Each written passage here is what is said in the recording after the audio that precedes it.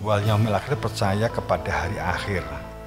Yaum itu hari ini, detik ini, saat ini, waktu ini. Artinya bahwa hari akhir kamu itu ya saat ini gitu loh.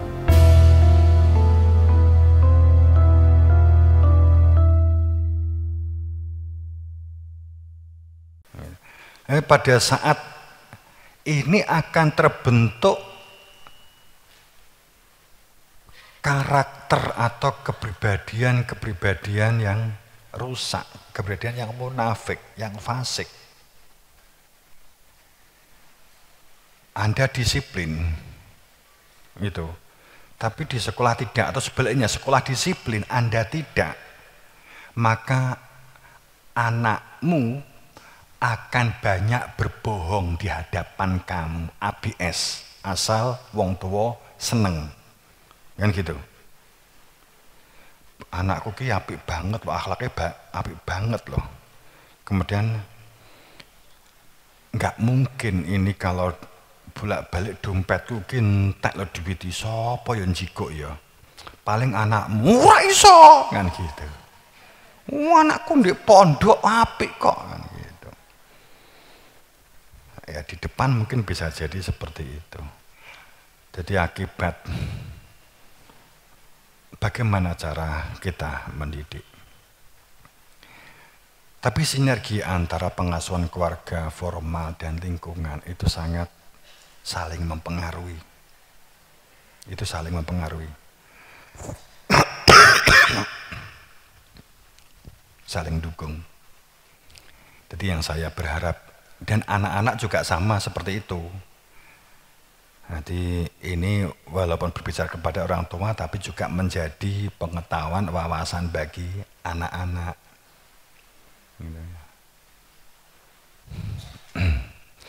Nek kowe nesu saling tukaran bojomu, kowe tukaran karo nyonyamu kowe nukari kakungmu, cakar-cakaran. Yo aja ning ngarepe anakmu diimpet dhisik. Impet. Le kene iki le tuku es krim le. Omahe upamane iki Malang. Ini le tuku es krim le teng pundi, Mak? Di Surabaya. Wis mesti petang jam luwih engko. Wis kowe tukaran terserah. Aja tukaran ning ngarepe bocah. Di ngarepe putra mesake don. Kenapa don? Dia akan memihak kepada ibu atau memihak kepada bapak nih? Siapa yang harus saya pihak nih? Kalau ternyata terpaksa anak tahu setelahnya, kamu harus menjelaskan. Itu hal sepele. Saya nggak detail karena memang babnya bukan ini. Pada zaman milenial saat ini, semua perlu memiliki sikap hati-hati dan waspada. Kalau kita memang ingin membentuk generasi putra-putri kita al-arif billah.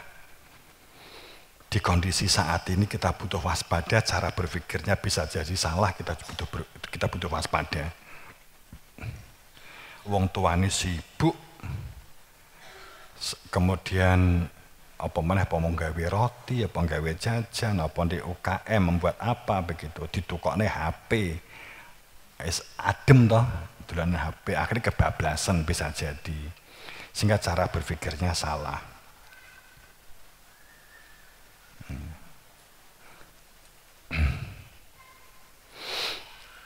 Cara berpikir salah akan memunculkan metode dan sistem yang salah. Cara berpikir iki wis salah.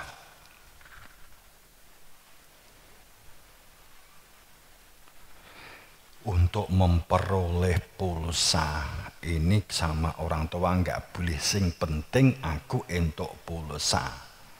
Akhirnya dia tuh hutang ke teman-temannya titik tertentu, teman-temannya ngeruduk untuk nagih hutang. Ini cara berpikir yang salah, bahwa pulsa itu adalah menjadi inti kehidupan bagi si anak itu. Itu kan cara yang salah gitu. Juga hati-hati terhadap dampak pengaruh negatif mungkin budaya. Kita juga butuh hati-hati. Tidak memiliki skill dan keterampilan, ini juga hati-hati. Kehilangan kemampuan komunikatif dan musyawarah, ini juga hati-hati. Ini masih garis besar saja. Takut dan khawatirlah jika anak-anak kita atau generasi penerus sudah tidak mempan terhadap nasihat. Bapak Ibu, kalau anak kita dengan nasihat itu sudah tidak mempan, melengos, omongi melengos, kamu harus hati-hati. Bisa jadi juga cara menasehati, kan? Bisa jadi cara menasehati.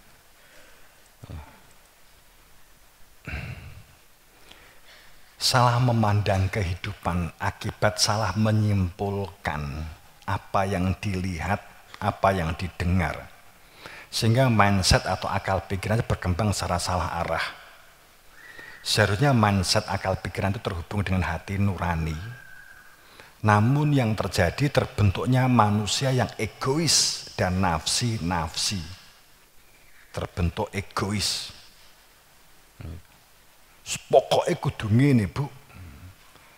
Terbentuknya perilaku-perilaku egois. Itu hati-hati. Sebenarnya memang kita membentuk itu mulai dari cara komunikasi dengan keluarga kalau terbiasa, kalau belum ya mungkin bisa dibiasakan, atau paling tidak 1, 2, 3 kali begitu di meja makan, di meja atau makan bersama begitu ya, untuk terjadinya komunikasi. Kalau kita tidak terbiasa komunikasi dengan anak, itu juga sulit loh untuk komunikasi. Kalau kita nggak terbiasa, gengsi lah kan gitu, wong tua mosok kan gitu toh, iya toh.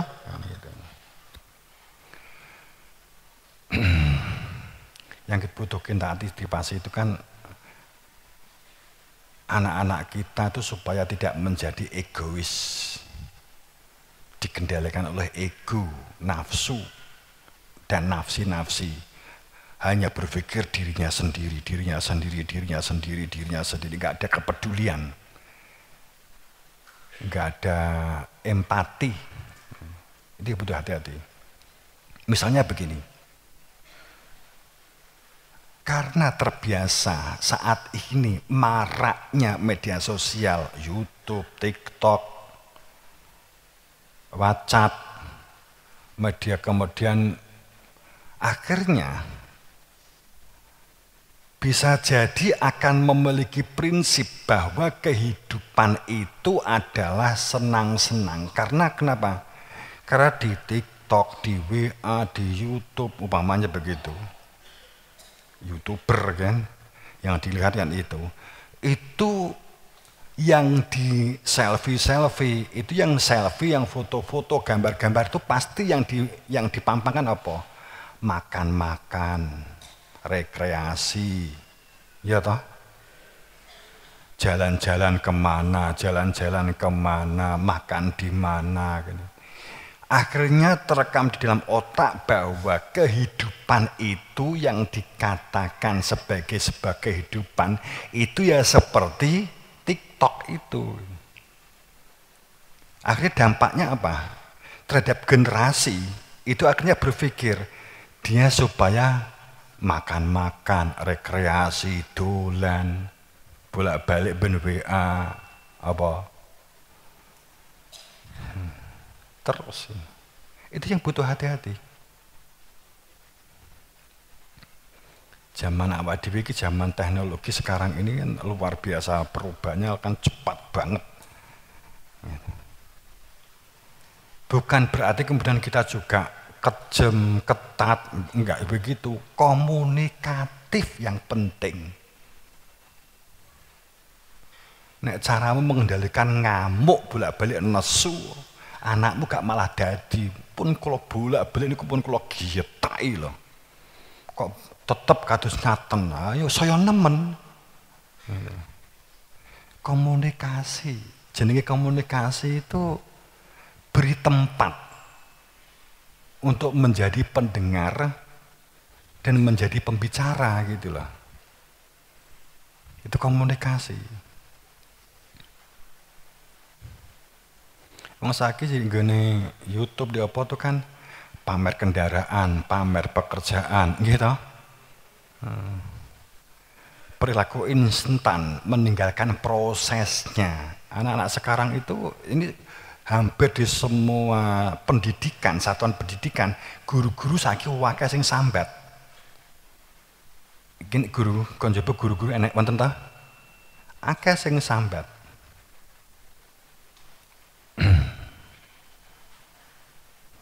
Akeh sing sambat. Alhamdulillah di Pemusda ndak beda.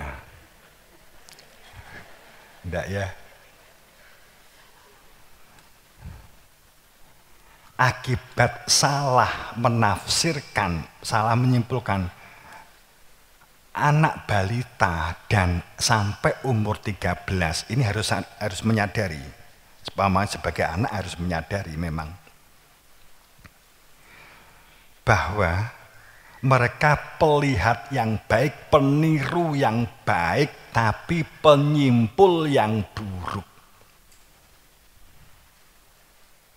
Mereka pelihat yang baik, tapi penyimpul yang buruk. Ini harus hati-hati.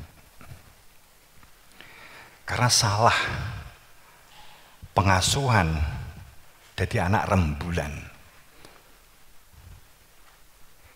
Gak tahu krungu anak rembulan. Akibatnya mentalnya lemah, mudah tersinggung, mudah salah paham, mudah nesu, mudah bingung, gampang stres. Mpun wonten sing ngene iki, ndek anak ngene iki, gampang bingung, gampang stres. Ya. Jadi kita lewati saja.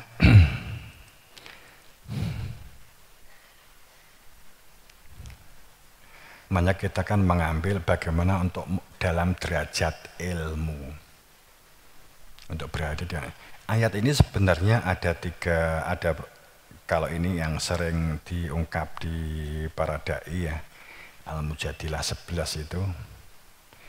Ya ayyuhalladzina amanu idza qila lakum tafassahu fil majalis.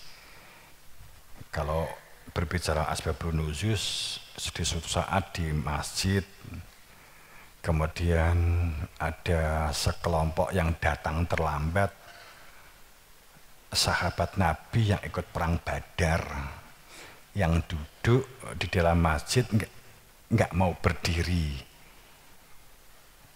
Kemudian kedua, saat Nabi di dalam rumah, dia untuk segera akan pergi, tapi tamu sahabat ini nggak segera berdiri. Nabi nggak pernah ngusir kan gitu. Kemudian yang ketiga, saat ada tamu sowan kepada Kanjeng Nabi, kemudian nggak ada tempat duduk, padahal dia mau matur khusus kepada Kanjeng Nabi. Tapi ada seseorang, beberapa begitu nggak mau berdiri. Kan ini kisah, tapi kita kisahkan lain waktu, nanti kesuwen. Ini contoh. Tapi intinya adalah berlapang dada di dalam sebuah majelis. Supaya mendapatkan rahmatnya Allah, supaya mendapatkan fadlnya Allah.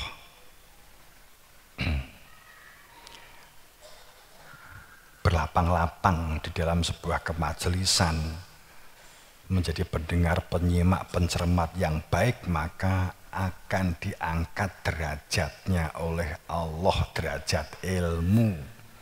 Utul ilma darajat, menjadi memiliki berada di dalam derajat ilmu.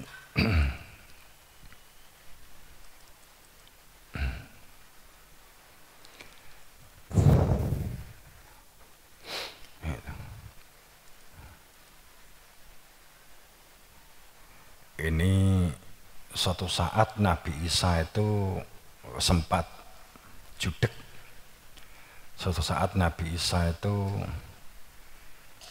sempat terpojok, ya, kesulitan mengambil satu sikap, terpojoklah. Dan pada saat itu juga berkaitan dengan satu rencana bepergiannya beliau. Kemudian penjelasan ini di surat Shaf 14 gitu ya.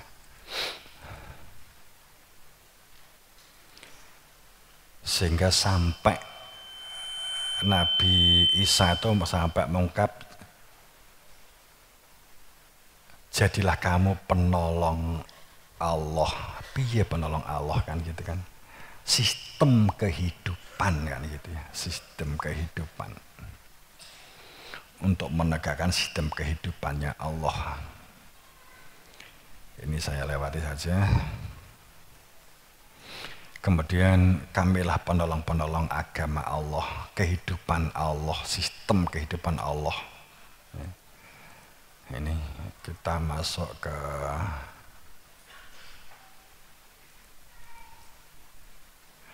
membangun sistem pengadilan dengan pengasuhan melalui pendidikan dan pelatihan. Memang tidak bisa sepihak, namun harus komprehensif yang berupa pengasuhan keluarga, pengasuhan formal, dan pengasuhan lingkungan di depan tadi. Bersama kita membangun mewujudkan generasi pertama, generasi yang memiliki moral, akhlak, dan adab. Ini adalah amanah kita semua sebagai orang tua dan juga generasi ke generasi. Kedua, untuk memiliki akalnya itu terbentuk sebagai akal yang rasional. Dengan akal rasional akan mampu merancang bangun kehidupan, membuat prediksi. Karena akal ini menjadi mizan, menjadi seseorang itu akalnya yang berfungsi dihubungkan dengan hati nurani akan mampu menimbang mana yang baik, mana yang buruk. Perbuatan ini akan menghancurkan atau akan melancarkan, menghancurkan atau akan menegakkan kehidupan, mengembangkan potensinya. Itu rasional. Nalar, kemampuan menyimpulkan apa yang dilihat dan apa yang didengar. Hingga rasional nalar. Kemampuan merencanakan tindakan yang baik saat dulu ngomong kuwi dipikir supaya tidak keblowok oleh omongan dewi. Dan nalar itu kemampuan membaca data, atau dengan kata lain nalar itu kemampuan menyimpulkan apa yang dilihat dan apa yang didengar, sehingga memiliki perilaku-perilaku yang masuk akal yang berhubungan. Di gone surat Yunus 100 itu sangat jelas.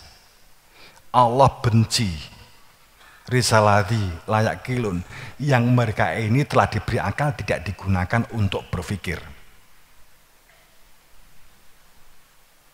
Akal yang berfungsi dengan terhubung dengan hati dengan hati nurani, bukan dengan hati sanubari, supaya tidak dikendalikan oleh indoktrinasi. Istilah ki angel gak ta? Indoktrinasi, supaya tidak dikendalikan oleh apa indoktrinasi ini? Indoktrinasi, yakni konsep, wawasan, wacana yang diterapkan, diberikan kepada kita, dicekoi dengan pokoknya.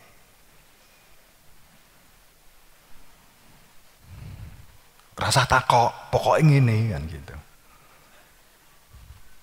Jadi doktrin.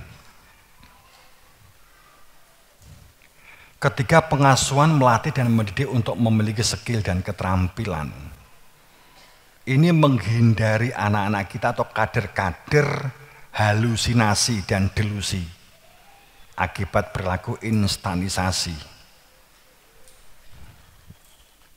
Ini yang kita perlukan dalam sebuah membangun pendidikan dan pelatihan.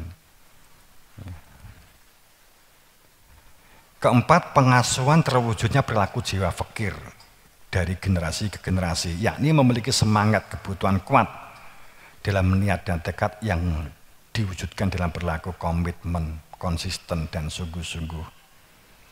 Kelima, melakukan tata kelola menjadi pelaku pemakmur bumi Allah dengan perilaku ampunan dan perilaku kembali. Perilaku ampunan itu kehidupan sosial yang baik, komunikasi. Perilaku kembali itu memberdayakan diri, praktek. Oke, saya kira itu tentang pendidikan sekilas. Kita memang memerlukan pendidikan supaya ada keberlangsungan generasi ke generasi ini tidak semakin rucah. Sustainable-nya itu adalah terus semakin membaik. Berjalannya roda itu terus semakin ke depan. Bukan tampak berjalan akan tetapi keplentong, kan gitu loh ya. Suwe-suwe rusak bane tapi enggak bergerak ke depan. Oke. Menjadi manusia yang amanah atau sekedar manusia pinter, mana yang kita butuhkan?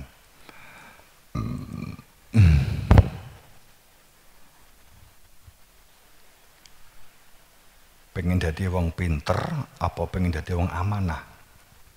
Kita tuh pengen dipimpin wong pinter apa dipimpin wong amanah? Ya? Pengen dipimpin wong pinter apa wong amanah? Masalahnya amanah itu tidak bisa dilihat kalau dia belum pernah mimpin. Piye? Kan gitu.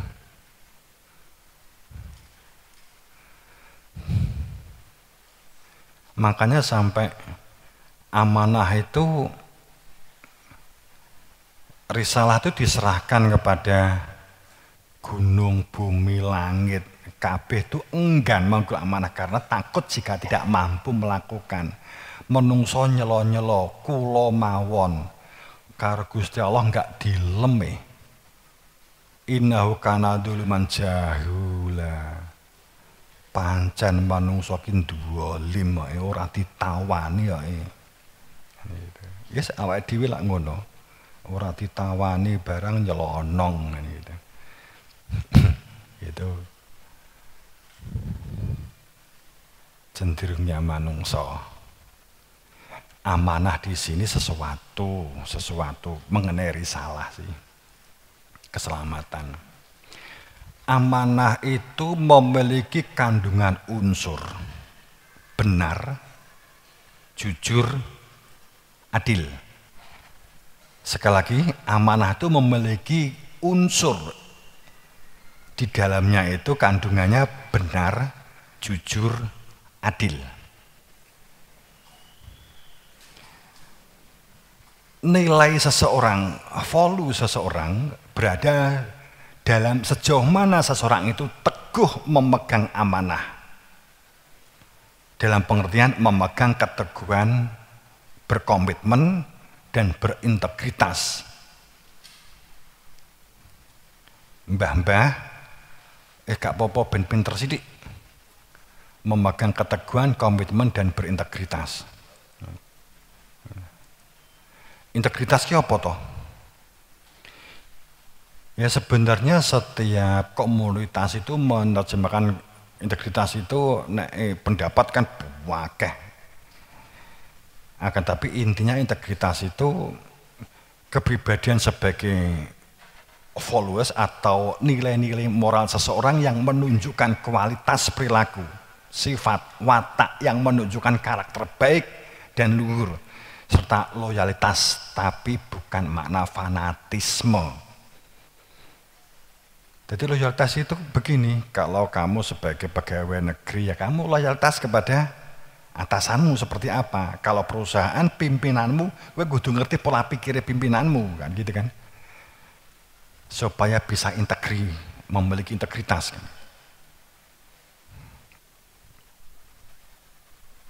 Di dalam hal ini keilmuan tentang tauhid disebut integritas. Saat kita tuh mengikuti Nabi Muhammad, apa intinya dari Muhammad itu diturunkan harus tahu. Dengan kata lain, integritas itu seseorang yang memiliki perilaku amanah. Orang yang amanah akan melekat, menjaga komitmen, konsisten, dan sungguh-sungguh. Ini teori, ini kayak wong kuliah. Pertama, benar, ini saya ngetiknya berikut spontan. Apa dimaksud cakupan dikatakan amanah itu benar? Pertama tadi, yakni mengenal tujuan. Dikatakan benar, jujur, adil. Benar itu berarti mengenal tujuan, mengenal alamat. Tujuan, jadi alamatnya itu tahu.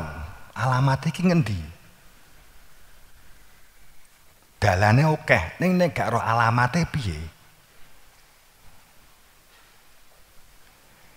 Mengetahui cara atau metode dan sistemnya serta berintegritas. Kan sekali lagi kan itu penjelasannya tadi integritas kan seperti apa di depan tadi. Jadi jenengan pengen memahami ini mungkin kesulitan, YouTube kamu buka kembali begitu ya nanti. Jadi pertama benar yakni mengenal tujuan. Jadi kalau kita berbicara kebenaran al-haq mirobik, ya berarti harus mengetahui apa itu al-haq, apa itu rob. Kan harus tahu. Robnya itu mana itu sebagai sebuah sistem yang menunjukkan seseorang itu supaya dapat sampai kepada Tuhan, mengenal Tuhan. Mati selamat tuh piye, apa sing diarani surga, apa sing diarani neraka, wujude piye kan gitu. Nek enggak kan abstrak. Dan seseorang yang semata-mata pinter cenderung berhubungan dengan hati sanubari, yang butuh digarisbawahi semata-mata pinter cenderung berhubungan dengan hati sanubari.